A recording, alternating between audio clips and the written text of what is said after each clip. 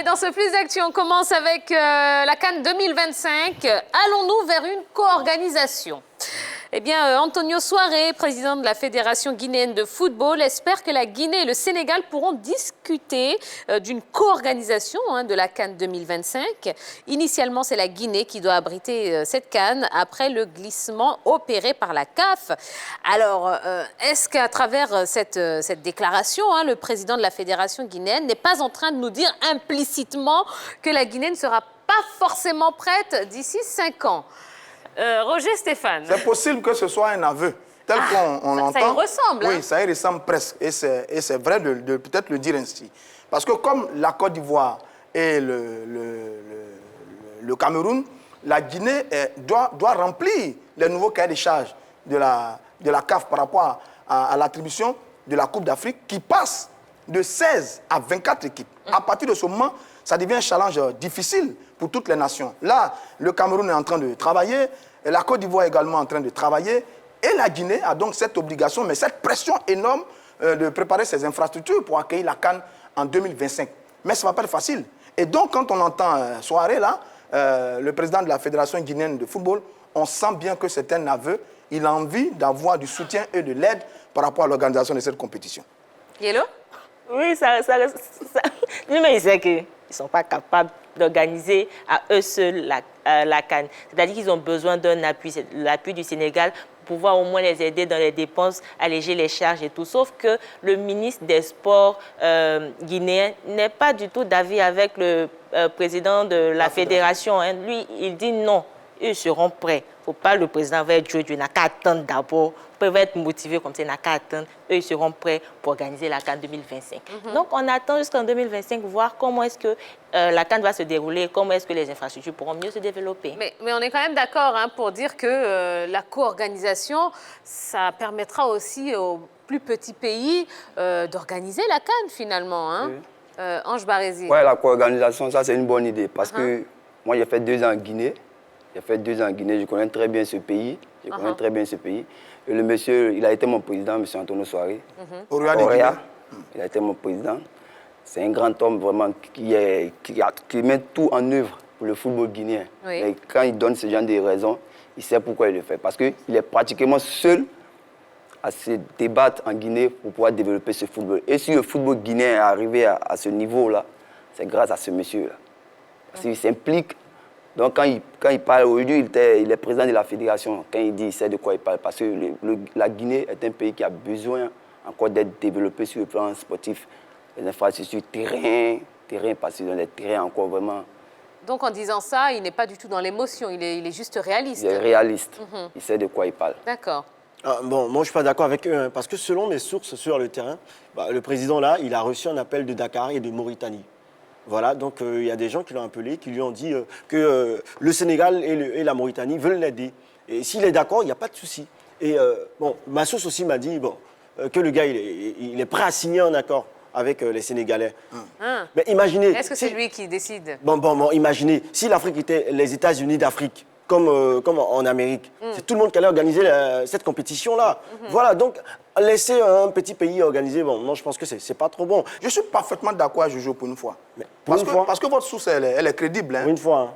Augustin Senghor, le président de la Fédération sénégalaise de football, souhaite également participer à cette organisation avec la Guinée. Il est d'accord. Mais sur la co-organisation, c'est la norme mondiale en ce moment. C'est peut-être la solution pour l'Afrique. Beaucoup de pays ne peuvent pas organiser la CAN avec 24 équipes. Bien sûr. Ailleurs, l'Euro 2000 a été organisé par la Belgique et les Pays-Bas. Le Mondial 2002 a été organisé par la Corée et le Japon. Et la Coupe du Monde 2026 sera organisée par les États-Unis, le Canada et le Mexique. Donc, on est dans la solution. C'est juste une organisation sectorielle, co-organisation sectorielle de la CAN, et puis le problème est réglé. Et bien voilà. Allez, deuxième point à développer dans ce Plus d'actu. On parle d'Antoine Bell qui conteste Yaya Touré. Lors d'une interview sur Sky Power FM, Joseph-Antoine Bell a rejeté les affirmations selon lesquelles Yaya Touré est le meilleur milieu de terrain africain de tous les temps. Selon l'ancien gardien de but des Lions Indomptables, l'Ivoirien est un grand joueur, mais il n'est pas du tout proche des Ghanéens Abdul Razak, Ibrahim Sendé ou encore Abedi Ayou. Est-ce que vous vous êtes d'accord avec cette déclaration de Joseph-Antoine Bell, Ange Barézy? Bon, il a sa raison, Joseph-Antoine Bell. Il a sa raison quand il le dit. Mais les époques ne se ressemblent pas. Aujourd'hui, lorsqu'on parle de meilleurs joueurs, c'est par rapport aux statistiques. Voilà. Et il a tout gagné dans sa carrière. Il a tout gagné. En son temps, lui, Joseph-Antoine Bell, il parle d'Abedi Pelé. Voilà. On a beaucoup de respect pour Abedi Pelé. Mais Yaya Touré, il a tout remporté. C'est les titres qui parlent. C'est le palmarès. Yaya Touré, c'est Il a tout gagné sauf la Coupe du Monde. Bon, sauf la Coupe du Monde, bon, ça arrive. Les grands joueurs, certains grands joueurs, lui, n'ont pas certains trophées. Absolument. Messi, il a tout gagné, mais il n'a pas de Coupe du Monde. Donc, aujourd'hui, Yaya Touré, moi, je peux me permettre de dire, Yaya Touré est l'un des plus grands milieux. L'un des plus grands milieux africains. Oui.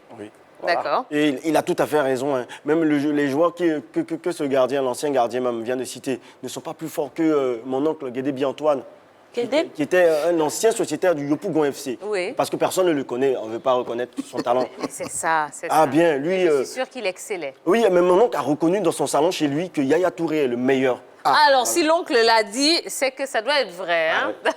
Non, je dis, Antoine Bell, ça ressemble à un conflit de génération. C'est toujours le cas. Hein.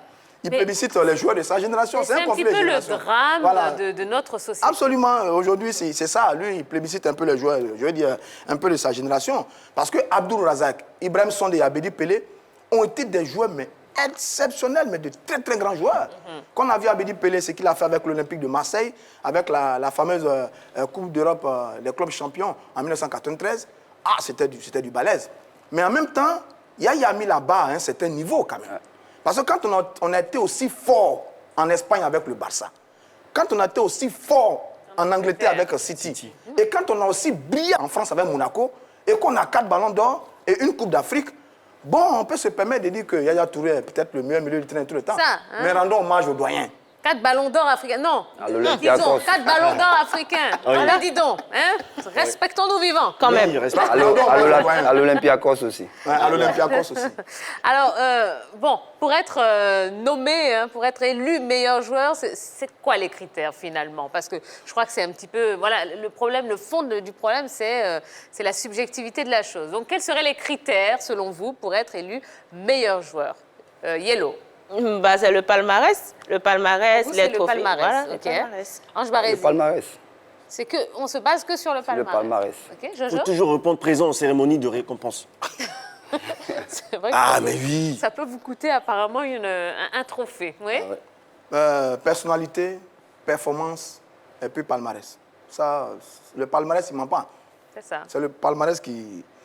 Mais ils sont tous bons. C'est compliqué quand même. Oh, arrêtez de faire des... Tous bons. Parce qu'il Arrêtez. y en a d'autres quand même. Ça ne vous Vous avez ressemble pas. Lakta Belloumi, qui était un formidable joueur, l'Algérien. Vous avez Djedje Okocha du Nigeria, qui était extraordinaire aussi. Donc, il y en a beaucoup, c'est un peu compliqué. Ouais, même mais je pense que le palmarès règle le problème. Et sur ça, Yaya fait très fort que tous ces non-concites-là. Eh ben voilà. Allez, dernier point de ce plus d'actu. On prend la direction du Nigeria. Gernot Rohr va prolonger avec les Super Eagles. Âgé de 66 ans, eh bien, Gernot Rohr et la Fédération du Nigeria donc, ont trouvé un accord pour une prolongation du contrat du technicien qui expire en juin. Celle-ci sera signée la semaine prochaine. À votre avis, c'est une bonne chose? La Fédération fait bien de prolonger le contrat de son sélectionneur, Ange Barézy? Oui, très bien. Ça prouve qu'ils ont confiance en l'entraîneur. Ça prouve qu'il y a un travail qui a été fait. Donc moi, je pense que c'est une bonne initiative. Comment on peut appeler ça? C'est un exemple à suivre, au fait. C'est un exemple à suivre pour certains pays, parce qu'on n'a pas pour habitude de conserver nos entraîneurs. Vous parlez de la Côte d'Ivoire, là? Bon, on peut dire la Côte d'Ivoire, parce qu'on n'a pas vu d'entraîneur. On a vu Hervé Renard qui donne la Coupe d'Afrique à la Côte d'Ivoire, qui doit continuer avec la Côte d'Ivoire. On le laisse. Mais alors, les raisons, on ne comment sait on peut pas. expliquer ça? Voilà, parlons de chez nous un petit peu. Comment expliquer le fait qu'on n'arrive pas à conserver un sélectionneur? Ce sont les résultats. Attendez, on quand les parle d'Hervé résultats- Renard. Ouais, Hervé ouais, Renard nous donne Hervé la Renard nous donne la canne. canne. Mais on le Renard, libère. Renard, il a été sollicité. Hein. À un certain moment, il était bien sollicité. Sur tout ce qu'il a fait avec la Zambie, la Côte d'Ivoire, il était sollicité. Il est parti jouer en France d'abord, et puis ensuite là où Donc c'est quoi? C'est parce qu'on n'avait pas les moyens de le garder? Ouais, je pense qu'à un certain moment, on n'avait pas le moyen de garder Hervé Renard. Parce que Ok. là, ce qu'il touche en ce moment-là, ce n'était pas facile pour nous. Mais ce sont les résultats qui font. Gernot Rohr, par exemple, il va remplir pour un contrat de 2 ans environ. Quand il prenait l'équipe du Nigeria, le Nigeria n'avait pas participé à 2 CAN, 2015-2017.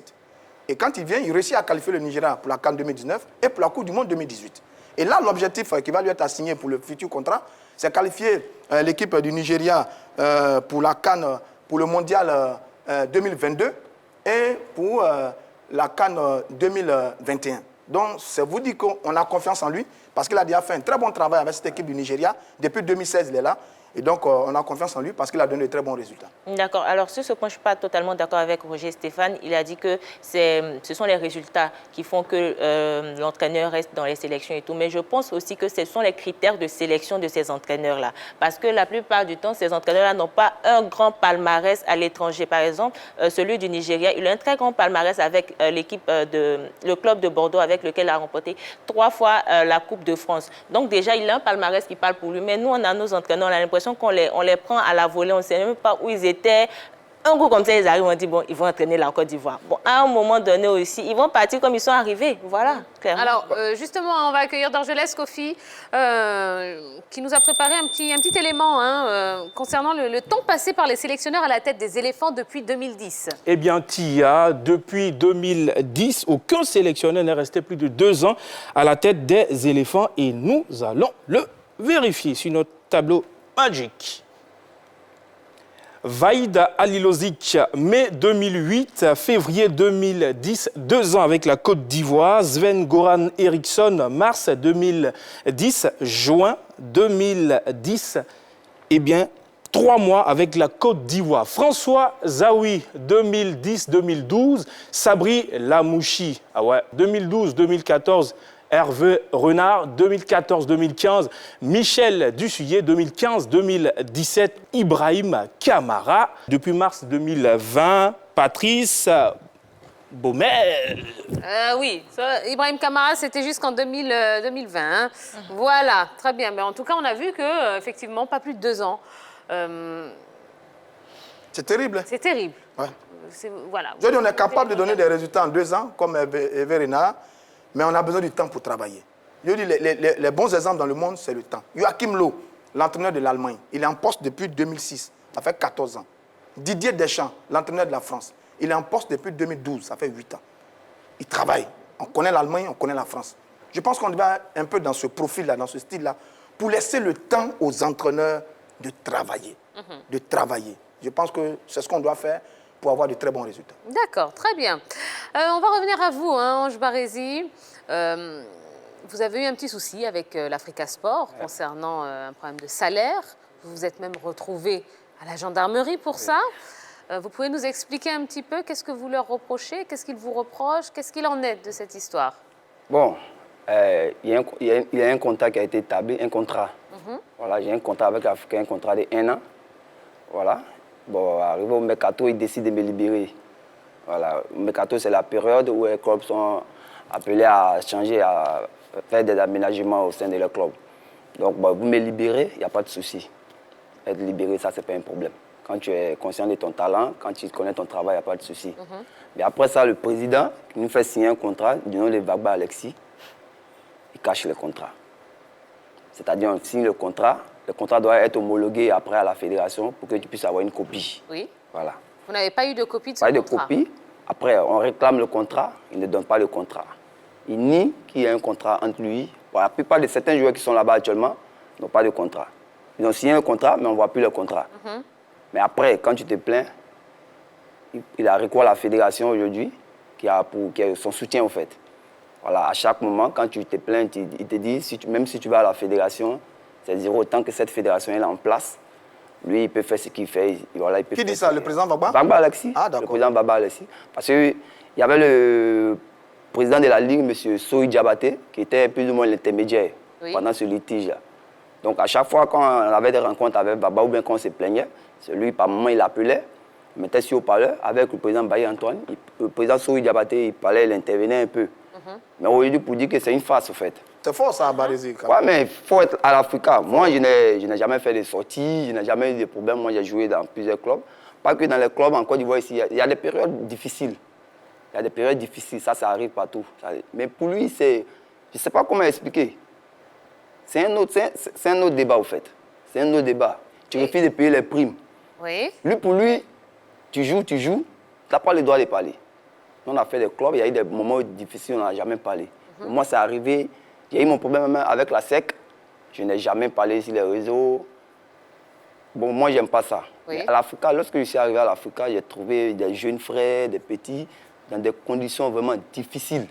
Des petits même qui avaient les salaires, il y a d'autres qui touchaient les salaires. Par exemple, on te propose un salaire de 80 000 à la paye. Lorsque tu arrives, on te tend 50 000. Ces petits frères, quand ils arrivent, voilà, quand ils viennent te voir, ah, grand frère, regarde, mon salaire, c'était comme ça, c'était comme ça, c'était comme ça. Bon, alors, est-ce que vous avez saisi la fille qui est quand même censée vous représenter et vous défendre dans ces cas-là? Oui, oui. Bon, je crois que j'étais avec un de mes amis, Barry Cadet. Voilà, il y a un des membres de la fille qui nous a appelés, nous a convoqués au bureau. Il a dit que le président Domoro voulait nous croiser. Donc nous sommes allés, puisqu'il était informé de ce qui s'est passé entre nous et l'Africa.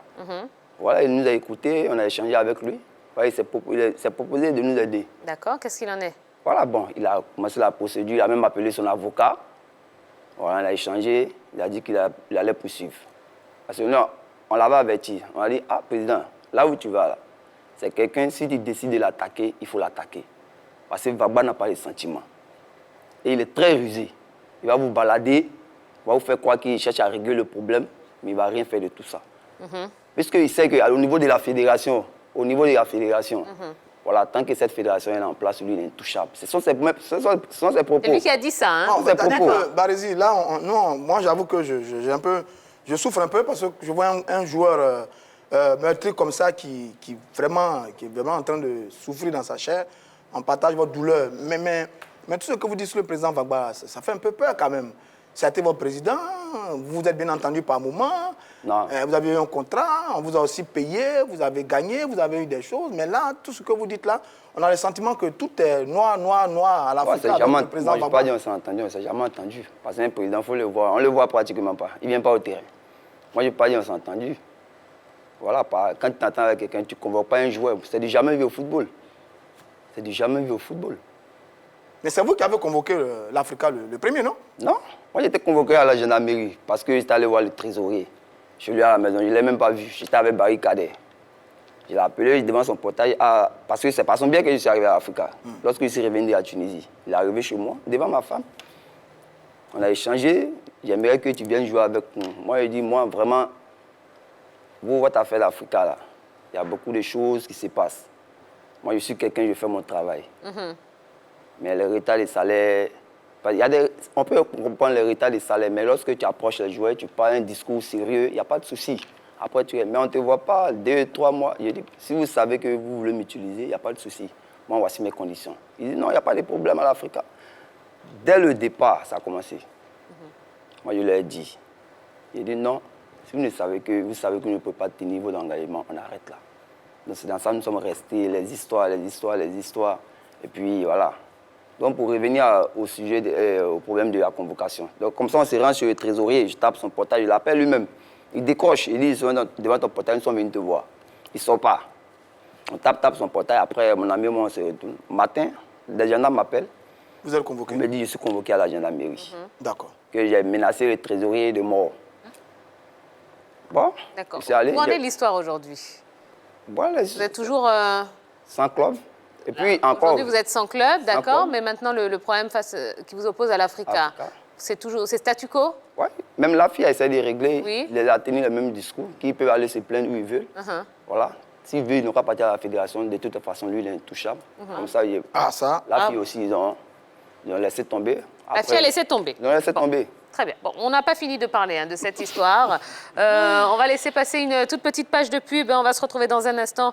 Il y aura beaucoup de choses. Le buzz sportif en confinement, le débat aussi tout à l'heure qui concerne la dure réalité des joueurs locaux en Côte d'Ivoire. Et bien, ça tombe bien, puisque Ange Barézy, ancien défenseur de l'Africa Sport, est là. Il a commencé à nous expliquer beaucoup de choses. Il n'a pas fini, puisque on aura le temps d'en parler jusqu'à la fin de l'émission. Alors, profitez de la pub pour nous laisser un petit message sur la page Facebook de La 3. Tout de suite.